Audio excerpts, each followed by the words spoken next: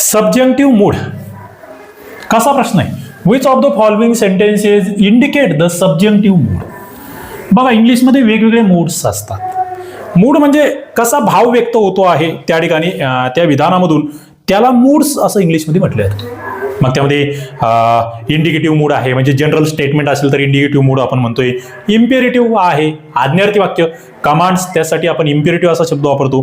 पुढे इंटरोगेटिव्ह आहे, प्रश्न विचारला असेल इंटरोगेटिव्ह आपण म्हणतो. त्याच्यानंतर एक्सक्लेमेटरी आहे, सबजंक्टिव्ह आहे आणि कंडिशनल एक आहे, अट असेल तर कंडिशनल. आता या ठिकाणी बघा, सबजंक्टिव्ह कुठे आहे? हायपोथेटिकल असं याला एक शब्द असतो. हायपोथेटिकल म्हणजे अनरियल थोडंसं. ओके, बघा, he is really making things difficult. आता इथे रिअली आलाय ना, इथे त्याचा गेम झाला. Come what may we will go ahead. Yes, इथे जमतंय. It is necessary for every member to inform himself of this rules. Yes, इथेही जमतंय. रन टू द शॉप, इथे मात्र नाही, इथे आज्ञा आहे. इथे आज्ञा आहे. मग इथे येत आहे बी आणि सी बरोबर. आपलं उत्तर आहे ना 2 आलं पाहिजे. बी आणि सी का येत आहे ते समजून घ्या. बघा, या ठिकाणी correct come what may we will go ahead. का, याला सबजेक्टिव्ह का म्हणतोय आम्ही? This is fix concessive phrase. बघा, कन्सेसिव्ह फ्रेज हा शब्द याला वापरलेला आहे. फॉर्म्युलेटिव्ह सबजेक्टिव्ह वाला म्हटलं आहे. व्हॉट एव्हर हॅपन्स, काही झालं तरी.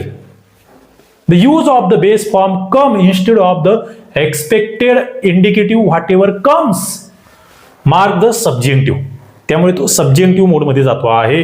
दुसरं वाक्य जे होतं, it is necessary for every member to inform himself of this rules.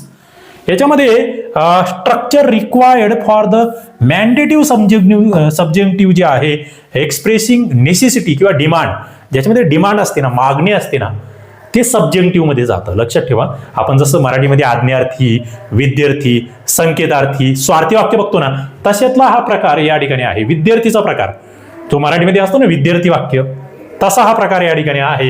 याच्यामध्ये मग सबजेक्टिव्ह मूड कशाला म्हणायचा? त्यामध्ये बघा, तुमचं विशेष असतात, सजेशन्स असतात, डिमांड्स असतात, हायपोथेटिकल सिच्युएशन्स असतात. हे असेल ना तर तो सबजेक्टिव्ह मूड झाला.